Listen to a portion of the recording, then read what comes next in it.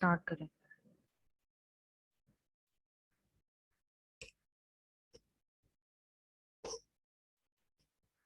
Gurcharan and गौरव, जसप्रीत, जल्दी से बेटे कैमराज ऑन करो।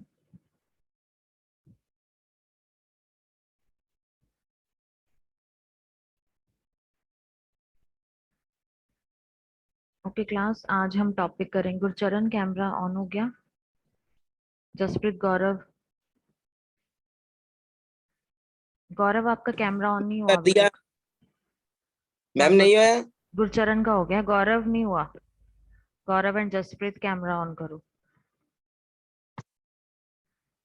ओके बेटा, आज का टॉपिक है माइक्रोफोन कैरेक्टरिस्टिक्स। आपको स्क्रीन नजर आ रही है? Yes ma'am. हाँ जी, हमने डिफरेंट तरह के माइक्रोफोन्स पढ़ लिए थे और आज हम उसके कैरेक्टरिस्टिक्स पढ़ेंगे कि माइक्रोफोन के परफॉर्मेंस कैरेक्टरिस्टिक्स कैसे होने चाहिए। सबसे पहले हमने माइक्रोफोन पढ़ा था। माइक्रोफोन जो एक तरह का ट्रांसड्यूसर डिवाइस है जो एक फॉर्म ऑफ एनर्जी को दूसरी फॉर्म ऑफ एनर्जी में कन्वर्ट करता है। दैट इज साउंड एनर्जी को इलेक्ट्रिकल एनर्जी में कन्वर्ट करता है। अब कैरेक्टरिस्टिक्स क्या है माइक्रोफोन के? सबसे पहले आता है sensitivity, then signal to noise ratio, then frequency response, then distortion, then directivity and output impedance. आपको ये क्वेश्चन आ जाता है एग्जाम में, एक्सप्लेन माइक्रोफोन परफॉर्मेंस कैरेक्टरिस्टिक्स। तो आपने ये सारे फैक्टर्स इसमें बताने हैं, ठीक है? तो सबसे पहले हम करते हैं सेंसिटिविटी। सेंसिटिविटी अगर हम जनरल टर्म में बात करें, आप सबको पता है सेंसिटिविटी क्या होता है? Change in output over change in input. इसमें आउटपुट क्या है हमारे पास? इलेक्ट्रिकल सिग्नल, और इनपुट क्या है? साउंड सिग्नल, ठीक है? तो हमारे साउंड सिग्नल में चेंज होने से आउटपुट पे कितना चेंज आ रहा है, यानी साउंड सिग्नल के या साउंड प्रेशर के चेंज होने से आउटपुट इलेक्ट्रिकल सिग्नल में कितना चेंज आता है, कितनी वोल्टेज चेंज आता है, दैट इज सेंसिटिविटी। अब इसको पढ़ लेते हैं एक बारी। Output in millivolts for the sound pressure of 1 microbar at 1000 hertz. हमने 1000 हर्ट्ज पे इसको देख लिया कि आउटपुट जो है वो मिली वोल्ट में आ रही है एक साउंड प्रेशर के लिए 1 माइक्रोबार का। So as a normal level of speech provides sound pressure of 1 microbar, the sensitivity based on this criteria is more appropriate. अगर हमारे पास 1 माइक्रोबार का साउंड प्रेशर होगा तो उसके कॉरस्पॉन्ड जो आउटपुट है वो 1 मिलीवोल्ट की होनी चाहिए, अगर हम उसको 1000 हर्ट्ज पे ऑपरेट कर रहे हैं। तो बेसिकली वही हो गया, change in output over change in input, मतलब इलेक्ट्रिकल सिग्नल की जो भी वैल्यू होगी डिवाइडेड बाय साउंड प्रेशर की जो वैल्यू होगी, ठीक है? उसको हम बोलते हैं सेंसिटिविटी। और अगर हम कहते हैं कि माइक्रोफोन की अप्रोप्रिएट सेंसिटिविटी है तो उस केस में हमारा साउंड प्रेशर जो है वो 1 माइक्रोबार का होगा और जो हमारा आउटपुट सिग्नल है वो 1 मिलीवोल्ट का होगा, ठीक है? उसके बाद आता है signal to noise ratio. Signal to noise ratio क्या होता है? इन जनरल टर्म में बात करें तो सिग्नल टू नॉइस रेशियो का मतलब होता है कि हमारे एक सिग्नल में कितने परसेंट ऑफ नॉइस प्रेजेंट है, ठीक है? उसको हम सिग्नल टू नॉइस रेशियो बोल देते हैं। Signal to noise ratio high होनी चाहिए या लो होनी चाहिए?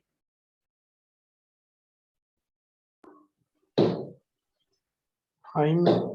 हाई होनी चाहिए। Signal to noise ratio should always be high, ठीक है? अब हम बात करते हैं, इसको पढ़ते हैं। Some noise called self noise is generated inside the microphone due to resistance of the circuit built in transformer etcetera. कई बार क्या होता है, हमारे माइक्रोफोन में बाहर से कोई नॉइज प्रेजेंट नहीं होती लेकिन हमारा माइक्रोफोन खुद ही एक नॉइज को जनरेट करता है, जिस जिसको हम सेल्फ नॉइज बोलते हैं। ये क्यों जनरेट होती है? क्योंकि सर्किट की रेजिस्टेंस के कारण भी हो सकती है और जो ट्रांसफार्मर है उसकी कारण भी हो सकती है, जो हमारी सेल्फ नॉइस है। ये इसके एग्जांपल लेते हैं तो कार्बन माइक्रोफोन में मैंने आपको बताया था कि कई बार हंस नॉइस की आवाज आती है, और एक डायनेमिक माइक्रोफोन जो हम यूज करते हैं उसमें भी कई बार नॉइस की प्रॉब्लम आ जाती है। So it is represented in terms of sound pressure level. इसको मेजर करने के लिए हमने साउंड प्रेशर लेवल यूनिट रखा हुआ है। Instead of quoting the noise alone, manufacturer score signal to noise ratio. तो जब भी आप किसी भी माइक्रोफोन को परचेज करोगे तो वहां पे उसकी स्पेसिफिकेशन में मैन्युफैक्चरर ने पहले ही स्पेसिफाई किया होगा कि इसकी सिग्नल टू नॉइस रेशियो कितना है। वहां पे ये नहीं बताते कि इसमें नॉइस कितना है, सेल्फ नॉइस कितना है, ऐसा लिखा नहीं होता उसमें। सिग्नल टू नॉइस रेशियो कितना ये लिखा होता है। So it is defined to be the ratio in decibel of the output to the output in the absence of sound. कैसे इसको डिफाइन किया? उन्होंने बोला है कि कितनी हमारी आउटपुट आ रही है divided by absence of sound. अगर हमारी साउंड की एब्सेंस है, इनपुट क्या हो गई, एब्सेंस ऑफ साउंड, मतलब जब साउंड हम नहीं भी दे रहे तब भी हमारी जो आउटपुट है वो कितनी जनरेट हो रही है, that is signal to noise ratio. Naturally अगर हम कोई इनपुट दे ही नहीं रहे और आउटपुट आ रही है तो दैट इज नॉइस। ठीक है, तो उसको हम मेजर कर लेते हैं सिग्नल टू नॉइस रेशियो के साथ। क्लियर है ये सिग्नल टू नॉइस रेशियो? हाँ जी। उसके बाद आ जाता है frequency response. Frequency response should always be high, it should always be at the maximum frequency range. तो फ्रीक्वेंसी रिस्पॉन्स यहाँ पे क्या है, frequency response refers to the way a microphone respond to different frequency. Frequency response होता क्या है कि हमने देखना है कि डिफरेंट डिफरेंट फ्रीक्वेंसी पे माइक्रोफोन का रिस्पॉन्स क्या आ रहा है, वो किस तरह से एक्ट करता है। It is a characteristics of all microphones that some frequencies are exaggerated and others are attenuated. Exaggerated होता है बढ़ाना। हमें ये बात पता है कि जो माइक्रोफोन्स हैं, अलग अलग माइक्रोफोन्स जो है वो अलग अलग फ्रीक्वेंसी पे अपनी फ्रीक्वेंसी को बढ़ा लेते हैं, मतलब रिस्पॉन्स बढ़ा देते हैं, और कहीं पे वो अटेनुएट हो जाती हैं frequencies. For example, a frequency response which favours high frequency means that the resulting audio output will sound more trebly than the original sound. जहाँ पे हाई फ्रीक्वेंसी की बात करते हैं, इसका मतलब वहां पे ज्यादा पिच वाली, ज्यादा हाई पिच की आवाज आएगी। माइक्रोफोन में आपको पता है जब आप हाई पिच पे बात करते हो, दैट इज हाई फ्रिक्वेंसी पे जब आप बात करते हो, तो वहां पे हमारी जो आउटपुट सिग्नल है वो ट्रेबली होता है। ट्रेबली होता है बहुत ज्यादा तेज आवाज आनी देन द ओरिजिनल साउंड। हम नॉर्मल, अब जैसे मैं आपसे बात कर रही हूँ, ये हाई फ्रिक्वेंसी पे बात नहीं कर रही। अगर मैं बहुत जोर से बोलूंगी तो वो हाई फ्रिक्वेंसी हो जाएगी, बहुत धीरे बोलूंगी तो वो लो फ्रिक्वेंसी हो जाएगी। ठीक है, सो ऑडिबल फ्रिक्वेंसी रेंज हम सबको पता है 16 हर्ट्ज से 20,000 हर्ट्ज तक होती है। और जो माइक्रोफोन है उसका फ्लैट रिस्पॉन्स कहाँ से कहाँ तक होता है, 40 हर्ट्ज से लेके 15,000 हर्ट्ज तक is considered as good for high quality sound. अगर इसके बीच में भी रिस्पॉन्स आ रहा है, वैसे आइडियली आना चाहिए 16 से 20,000 तक, लेकिन अगर 40 से 15,000 तक भी आ रहा है तब भी हम उसको हाई क्वालिटी साउंड या हाई क्वालिटी फ्रिक्वेंसी रिस्पॉन्स मानते हैं। हमने माइक्रोफोन का एक प्रैक्टिकल किया था, उसमें आपने फ्रीक्वेंसी रिस्पांस में देखा है कि जब फ्लैट फ्रीक्वेंसी रिस्पांस आ रहा था एक पर्टिकुलर फ्रीक्वेंसी के लिए, वो उस पर्टिकुलर माइक्रोफोन के फ्रीक्वेंसी रिस्पांस था। ठीक है, हाँ जी। उसके बाद आ जाती है डिस्टॉर्शन। डिस्टॉर्शन का मतलब होता है हमारे सिग्नल में कोई डिस्टरबेंस आ जानी। तब हमारा एम्पलीट्यूड जो सिग्नल का है वो जब खराब हो जाता है उसको हम डिस्टॉर्शन बोलते हैं। तो नॉन लीनियर डिस्टॉर्शन में क्या होता है, एम्पलीट्यूड जो हमारा सिग्नल का है वो डिस्टॉर्ट हो जाता है, which results in production of such harmonics in the output that are not present in the input sound. तो उस केस में क्या, हर नेक अपना माइक ऑफ करो। उस केस में क्या होता है, जब भी हम इनपुट हमने कोई नहीं दी, मतलब कि हमने इनपुट सिग्नल जो है वो प्रॉपर सिग्नल दिया था, लेकिन जो आउटपुट है उसमें हमारे हार्मोनिक्स भी आ गए। हार्मोनिक्स मतलब अनडिजायर्ड सिग्नल्स या अनडिजायर्ड डिस्टरबेंस आ जाती है हमारे सिग्नल के अंदर, तो वो क्या हो जाता है, नॉन लीनियर डिस्टॉर्शन। मतलब जब हमने इनपुट दी थी तो सिग्नल क्लियर था, लेकिन जब आउटपुट आई तो उसमें हार्मोनिक्स आ गए हमारे सिग्नल के साथ। ठीक है, और फेज डिस्टॉर्शन की बात करें तो फेज डिस्टॉर्शन में फेज रिलेशन चेंज हो जाता है। उसमें उसमें क्या होता है, इट में cause change of phase relationship between different components of complex sound waves happens when multiple microphones are used। अब आप अलग अलग माइक्रोफोन्स को या सारे माइक्रोफोन्स को एक साथ जब यूज करोगे तो उसके फेज रिलेशंस में डिफरेंस आ जाता है, उनके फेजेस में डिफरेंस आ जाता है। क्योंकि हम बहुत सारे माइक्रोफोन्स यूज कर रहे हैं तो वो जो साउंड वेव उठा रहा है माइक्रोफोन वो कॉम्प्लेक्स हो जाता है उस कंपोनेंट्स के लिए, जिसकी वजह से उनके फेज में शिफ्ट आना शुरू हो जाता है, उसको भी हम फेज डिस्टॉर्शन बोलते हैं। क्लियर? हाँ जी। उसके बाद आता है डायरेक्टिविटी। डायरेक्टिविटी क्या होता है, हमारा साउंड जब हम माइक्रोफोन में बोल रहे हैं तो जो उसका रिस्पॉन्स आ रहा है वो किस डायरेक्शन में आ रहा है। मतलब जब मैं माइक्रोफोन में बोल रही हूँ तो वो कहाँ से बेस्ट साउंड को कैप्चर करता है। जब मैं बिल्कुल माइक्रोफोन के फ्रंट में बोल रही हूँ तब वो अच्छे से कैप्चर कर रहा है सिग्नल, या साइड से बोल रही हूँ तब कैप्चर कर रहा है, या बैक से बोल रही हूँ तब कैप्चर कर रहा है, उसके अकॉर्डिंग हमारी डायरेक्टिविटी रिस्पॉन्स बनता है। The direction in which microphone capture the sound or in which axis the microphone capture the most। वो वाली डायरेक्शन जिसमें माइक्रोफोन जो है वो साउंड को अच्छे से कैप्चर कर लेता है, इनपुट सिग्नल को अच्छे से ले लेता है ताकि वो उसको उतनी ही आउटपुट जनरेट कर सके, उसको हम डायरेक्टिविटी बोलते हैं। अब ये डायरेक्टिविटी जो है डिफरेंट डिफरेंट तरह की है, ओमनी डायरेक्शनल है। ये मैं आपको डायरेक्टिविटी का टॉपिक दोबारा बताती हूँ। आई मीन इसकी जो आगे है ओमनी डायरेक्शनल की बात करते हैं। अगर ओमनी डायरेक्शनल का मतलब होता है कि सारी तरफ, मैं माइक्रोफोन में जिस मर्जी तरफ से बोलूं वो उस उतनी ही पावर के साथ उस सिग्नल को कैप्चर करेगा, उसको ओमनी डायरेक्शनल बोलते हैं। तो ओमनी डायरेक्शनल में क्या हो जाता है, हमारी सिग्नल जो है वो सारी तरफ से कैप्चर होता है। बाय डायरेक्शनल में, बाय डायरेक्शनल का मतलब दो डायरेक्शंस में से कैप्चर हो रहा है, एक फ्रंट और एक बैक। इन दोनों डायरेक्शंस में जब हम बात करते हैं तो हमारा सिग्नल कैच हो रहा है माइक्रोफोन में। जब हम साइड से बात करेंगे तो बेटा अपने सारे माइक ऑफ कर लो। जब हम साइड से बात करेंगे तब वो उतने अच्छे से माइक्रोफोन उसको कैप्चर नहीं करेगा। यूनी डायरेक्शनल का मतलब होता है एक डायरेक्शन में। तो uni direction means one direction. जब मैं सिर्फ फ्रंट से बात कर रही हूँ तभी ही माइक्रोफोन अच्छे से उसको कैप्चर कर रहा है, और जब मैं उसको फ्रंट से बात नहीं कर रही तब वो उसको अच्छे से कैप्चर नहीं करता। तो these are types of microphones directivity. ठीक है, उसके बाद आ जाता है output impedance. Output impedance low होनी चाहिए या हाई होनी चाहिए? आइडियली आउटपुट इम्पिडेंस लो होनी चाहिए या हाई होनी चाहिए?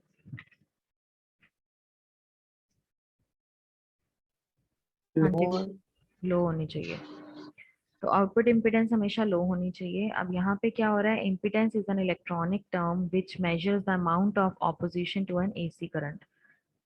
आप सबको पता है इम्पिडेंस जो है वो क्या होता है, एसी करंट को जो अपोज करता है उसको हम इम्पिडेंस बोल देते हैं।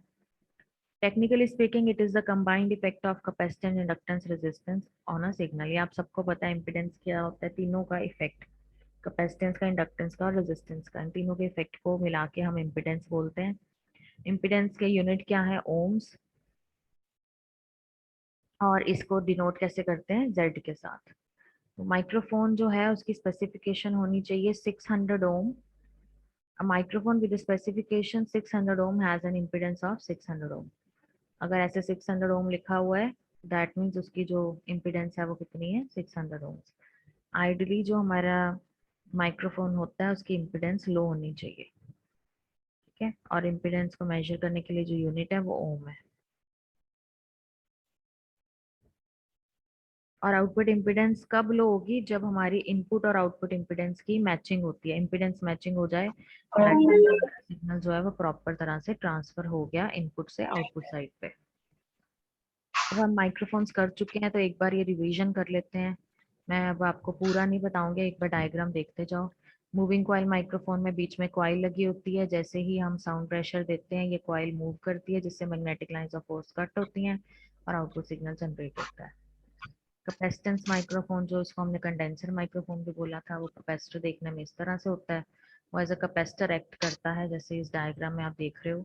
यहाँ पे एक इलेक्ट्रोलाइट प्लेट जो थी वो फिक्स्ड थी और एक डायाफ्राम लगाया हुआ है जो दूसरी प्लेट की तरह एक्ट कर रहा है। ये वाला डायाफ्राम जो है ये मूवेबल है। तो जब भी हम साउंड प्रेशर देते हैं diaphragm to and fro move करता है, जिससे दोनों प्लेट्स के बीच में डिस्टेंस कम या ज्यादा होता है और उसके अकॉर्डिंग आउटपुट जनरेट होती है। उसके बाद रिबन माइक्रोफोन था। रिबन माइक्रोफोन में हमने परमानेंट मैग्नेट के बीच में रिबन लगाया हुआ है। जैसे साउंड प्रेशर एक्सर्ट करेंगे वो रिबन वाइब्रेट करेगा या टू एंड फ्रो मूव करेगा। जब वो मूव करेगा तो magnetic lines of force cut हो जाएंगे जिससे आउटपुट सिग्नल जनरेट होगा। और एक हमारा क्रिस्टल माइक्रोफोन रह गया था। क्रिस्टल माइक्रोफोन में हम, नहीं ये आपके सिलेबस में नहीं है आई थिंक। अच्छा, अब जो डायरेक्टिविटी पैटर्न की बात कर रहे थे हम, उस डायरेक्टिविटी पैटर्न में क्या हो रहा है, मेरे को देखने दो, क्रिस्टल माइक्रोफोन सिलेबस में है आपके? Open mic.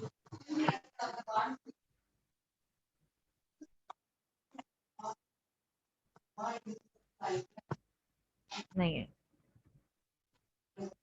ओके, तो डायरेक्टिविटी पैटर्न में क्या होता है, हमारे पास वही जो मैंने आपको बताया कि किस डायरेक्शन से जो है वो प्रॉपर हमारी साउंड जो है वो कैप्चर हो रही है, उसको हम डायरेक्टिविटी बोलते हैं। ये एक इम्पॉर्टेंट कैरेक्टरिस्टिक्स है माइक्रोफोन का, जिसपे is its response to sound arriving from different direction, different different direction से जो साउंड आ रही है वो देखेगा किस डायरेक्शन से ज्यादा आ रही है, वो उसकी डायरेक्टिविटी हो जाएगी।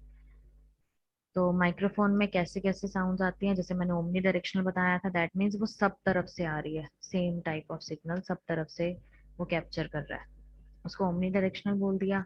कार्डियोड डायरेक्टिविटी क्या होता है, दिस हैज फुल सेंसिटिविटी है 0 डिग्री, 0 डिग्री पे इसकी सेंसिटिविटी सबसे ज्यादा हाई होगी और 180 डिग्री पे सबसे ज्यादा कम होगी। ये देखो यहाँ पे 0 डिग्री है तो यहाँ पे आप देख रहे हो सबसे हाई है,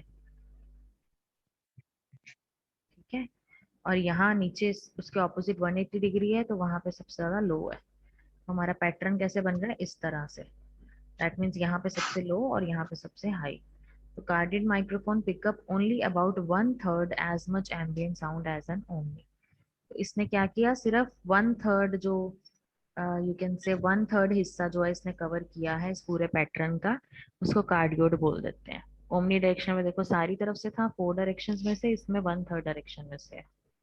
सुपर कार्डियोड क्या होता है, the pattern offer narrow front pickup angles than the cardioid and also greater rejection of ambient sound, at least the least sensitivity direction is 125 degree। आप ये देख रहे हो इसमें सेम वही है 1/3 वाला ही, लेकिन इसमें नीचे 180 डिग्री की तरफ भी रिस्पॉन्स आ रहा है लेकिन बहुत कम। और लीस्ट रिस्पॉन्स किधर है, 125 डिग्री पे, 125 डिग्री हुआ ये वाला। तो यहाँ पे देखो कोई भी पैटर्न नहीं है, दैट मीन्स यहाँ पे सबसे लीस्ट रिस्पॉन्स है। इसमें क्या हुआ है, उसने 1/3 वाला जो कार्डियोड वाला था वो रिस्पॉन्स तो पूरा है, लेकिन दूसरी साइड पे जो रिस्पॉन्स है वो नैरो है, मतलब कम है थोड़ा, ठीक है। देन आता है हाइपर कार्डियोड, हाइपर कार्डियोड में देखो जो रिस्पॉन्स 180 डिग्री की तरफ है वो थोड़ा बढ़ गया। इसमें भी नैरो पिकअप एंगल्स होते हैं, लेकिन इस पे जो लीस्ट सेंसिटिविटी है वो कहाँ है, 110 डिग्री पे। उसके बाद जब ये ऐसे 8 पैटर्न बनता है इसको बाय डायरेक्शनल बोलते हैं, दैट मीन्स फ्रंट से भी और बैक से भी दोनों तरफ से वो प्रॉपर रिस्पॉन्स दे रहा है, माइक्रोफोन साउंड को प्रॉपर कैप्चर कर रहा है। प्रॉक्सिमिटी इफेक्ट क्या होता है, for most unidirectional types bass response increase as the microphone is move closer to the sound source. जैसे जैसे माइक्रोफोन जो है वो हमारे जहाँ से सपोज हम म्यूजिक की बात करते हैं, जब वो म्यूजिक इक्विपमेंट के पास माइक्रोफोन को लगाते हैं, जितनी पास हम लगाएंगे उतना उसका प्रॉक्सिमिटी इफेक्ट ज्यादा होगा, मतलब उतनी इफेक्टिवली वो साउंड उस पर्टिकुलर डायरेक्शन से उसकी तरफ आएगी, जिसको हम यूनिडायरेक्शनल बोलते हैं। ये देखो आप यहाँ से देख सकते हो एक डायग्राम, ये ओमनी डायरेक्शन का डायग्राम है, सारी तरफ से वो साउंड किसी भी तरफ से आ जाए वो उतना ही अच्छे से उसको कैप्चर कर रहा है। कार्डियोड में देखो 180 डिग्री जो है उस तरफ से उसको अच्छे से कैप्चर नहीं कर रहा, सुपर कार्डियोड में 180 डिग्री तरफ से थोड़ा सा कैप्चर कर रहा है, बाकी तरफ से पूरा है, और 125 डिग्री पे कोई नहीं है। गुड माइक्रोफोन के लिए रिक्वायरमेंट क्या होनी चाहिए, बेटे माइक्स अपने ऑफ कर लो, डिस्टरबेंस आ रही है मुझे। गुड माइक्रोफोन के लिए क्या रिक्वायरमेंट होनी चाहिए, सेंसिटिविटी हाई होनी चाहिए, signal to noise ratio high होनी चाहिए, फ्रीक्वेंसी रिस्पॉन्स फ्लैट होना चाहिए, डिस्टॉर्शन लो होनी चाहिए, रेजोनेंट फ्रीक्वेंसी जो है वो नेचुरल होनी चाहिए, ऑडिबल रेंज के बाहर, आउटपुट इम्पिडेंस जो है वो लो होनी चाहिए या इम्पिडेंस मैचिंग होनी चाहिए, डायरेक्टिविटी जो है should meet the requirement of application. जौन सा भी माइक्रोफोन यूज कर रहे हो उसके अकॉर्डिंगली उसकी डायरेक्टिविटी वैसी ही होनी चाहिए। बस इतना ही था ये। आई होप आपको ये क्लियर है आज का लेक्चर, कोई डाउट है तो बताओ बेटा। परफॉर्मेंस करेक्टरिस्टिक्स और माइक्रोफोन के सारे मैंने आपको no, वो रिवाइज करा दिए हैं, आपको कोई भी डाउट है इसमें तो बताओ। अच्छा जो सेंसिटिविटी नहीं। होती है ये हम लॉग में डिफाइन करते हैं, पता है ना, 20 log 10 से। हम्म, हाँ जी, किसी को कोई डाउट तो बताओ बेटा। मैम लॉग कितना? लॉग स्केल में सेंसिटिविटी को मेजर करने के लिए लॉग स्केल को यूज करते हैं। लॉग ठीक। समझते हो ना। हम्म, हाँ जी, जसप्रीत कोई डाउट बेटे। Thank you ma'am. लॉग सुनिया ही पहले ही, लॉग एक ਤਾਂ मैम टेबल वांगू लॉग ਹੁੰਦਾ। लॉग स्केल नहीं होता, लॉग स्केल एल्गोरिथम 10 log नहीं 10। नहीं लॉग स्केल क्या होता है? जैसे नॉर्मल जो स्केल होता है और एक एक उसको हम कन्वर्ट कर लेते हैं लॉग स्केल में। लॉग स्केल हम यूज क्यों करते हैं? क्योंकि अगर हम नॉर्मल स्केल से किसी चीज को मेजर करते हैं, सेंसिटिविटी को सपोज हम नॉर्मली मेजर करेंगे, तो उसकी वैल्यूज इतनी ज्यादा हाई वैल्यूज या हाई डिजिट्स वैल्यू आती है कि हम उसको लिख नहीं पाते। तो लॉग स्केल में वो वैल्यूज को हम रिड्यूस कर सकते हैं। लॉग स्केल के बहुत सारे बेनिफिट्स होते हैं, ये मैथ्स का काम है। तो आप एक बार ही पढ़ना इसको, benefits of log scale versus normal scale. Okay logarithm, ma'am. Logarithmic नहीं पढ़ा? लॉगरिथमिक वर्ड्स नहीं सुना हुआ? मैम ग्राफिकल शो ਜਿਹੜਾ ਕਰਦਾ ਹੁੰਦਾ। हाँ हाँ हाँ। It not about graphically only, वैसे भी लॉगरिथमिक स्केल जो होता है उसको हम बहुत सारे फैक्टर्स, उसके बेनिफिट्स हैं जिसके कारण यूज करते हैं। पहला तो यही है कि उसमें अदरवाइज उसकी वैल्यू जो है वो इतनी ज्यादा हाई डिजिट्स की आती है कि हम उसको लिख नहीं पाते। तो लॉगरिथमिक स्केल से उस चीज को हम इजीली मेजर कर सकते हैं, हाइट भी रिड्यूस कर सकते हैं सिस्टम की हम लॉगरिथमिक स्केल को यूज करके। पुलकित, आपको पता है ਹਾਂਜੀ। लॉगरिथमिक स्केल क्या होता है? पुलकित, हाँ जी मैम। लॉग स्केल क्या होता है? Log scale. ये आपका एक होमवर्क है, मैम, आप सबने लॉग स्केल के बारे में पढ़ना है, मुझे बताना है इसके बेनिफिट क्या है। मैम जो न्यूमेरिकल डाटा दिखाता है एक वाइड रेंज में। हाँ नहीं। हाँ हाँ हाँ, वही है वही है। हाँ हाँ। बाकी नहीं पता मैम, इतना ही पता होगा। It is a type of scale जिसमें आप wide range of digits, wide range of numerical value को मेजर कर सकते हो। अच्छा अच्छा। हाँ जी, इस टॉपिक में कोई डाउट है माइक्रोफोन के करेक्टरिस्टिक्स में? Gurcharan Singh, no Gurcharan, ma'am. अजय, जल्दी बोलो अजय, डाउट है कोई? नहीं मैम, क्लियर है, गुरचरण की तरफ से क्लियर है। ओके, गौरव आपको? गौरव कोई doubt? No ma'am. Virender, Pulkit, Jaspreet, no ma'am, clear है। Harnek? No ma'am. Okay. So this was all about our microphone chapter topic. इसके बाद जो हमारा टॉपिक है वो that is loudspeaker, वो हम नेक्स्ट लेक्चर में करेंगे, नेक्स्ट लेक्चर में।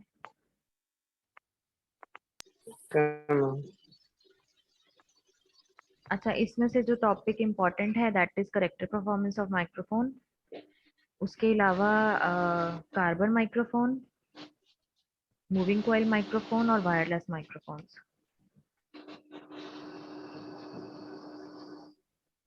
ठीक है, इसके बाद हम नेक्स्ट टॉपिक करेंगे लाउड स्पीकर का, जिसमें direct radiating and horn loud speaker आपके सिलेबस में है, वो पढ़ेंगे। ठीक है, नेक्स्ट लेक्चर। ओके बेटा, टेक केयर। आई थिंक आपका नेक्स्ट लेक्चर डीसी का वही मैं ब्रेक टाइम में लूंगी 12:50 पे। मैम होमवर्क क्या था? होमवर्क लॉगरिथमिक स्केल के आपने बेनिफिट्स बताने हैं मुझे। ओके। ओके बेटा, टेक केयर। ओके।